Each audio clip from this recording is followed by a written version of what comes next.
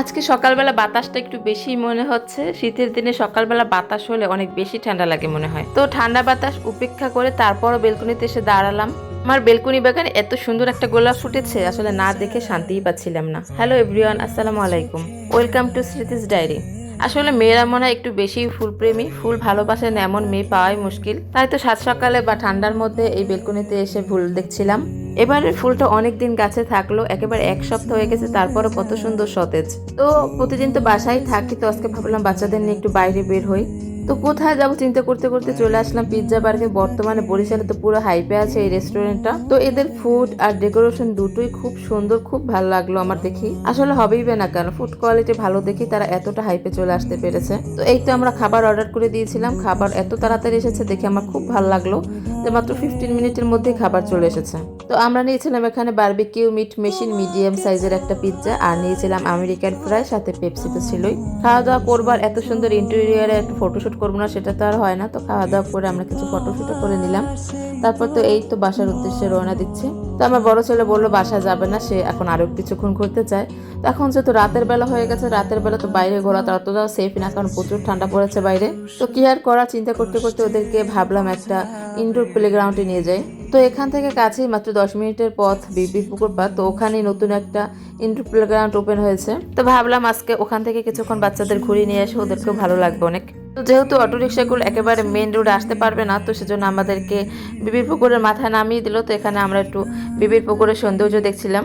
অনেক সুন্দর লাইটিং এবং ডেকোরেশন করেছে। আসলে পাবলিক প্লেস এভাবে সুন্দর করে সাজালে শহরের সৌন্দর্যটাই অন্যরকমের হয়ে যায়।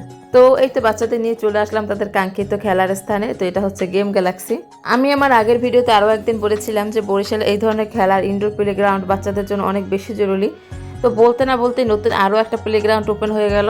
এটা মাত্র রিসেন্ট ওপেন হয়েছে, একেবারে সব খেলার সব কিছুই নতুন। আর বরাবরের মতোই বলার অপেক্ষা রাখে না আমার ছোট ছেলে চঞ্চলতা, সে আর কে দেখে, সে এটা রেখে ওটাতে উঠছে, তো ওটা রেখে ওটা খেলছে। তাকে আসলে কোনোভাবেই থামানো যাচ্ছে না। আসলে বাচ্চাদের খুশি দেখতেও ভালো লাগে। আমরা গিয়েছিলাম সন্ধ্যার পর পর, সেজন্য মানুষের জ্যামটা একটু কম ছিল।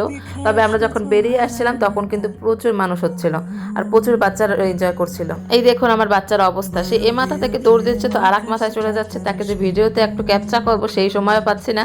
গেম গ্যালাক্সির ইন্টেরিয়র আমার খুবই ভালো লেগেছে, কারণ এখানে স্পেসটা অনেক বড় ছিল আর বাচ্চাদের খেলার জন্য অনেক আইটেম ছিল। বিশেষ করে আমার বড় ছেলেটা একদমই বোর হয়নি, কারণ এখানে ওরও কিছু খেলার আইটেম ছিল যেগুলো নিয়ে ও অনেক সময় ব্যস্ত ছিল। তবে আমার মনে হয় এখানে 4 থেকে 8 বছর বয়সী বাচ্চাদের জন্য সবচাইতে বেস্ট, কারণ বেশিরভাগ খেলনাই এমন টাইপের যে ওরা বেশি খেলতে পারবে। তবে আমার ছেলে তো সবকিছুর ঊর্ধ্বে, সে সবকিছু এনজয় করছিল, কোনোটাই বাদ দেয়নি, না বড়দের খেলনা না ছোটদের খেলনা।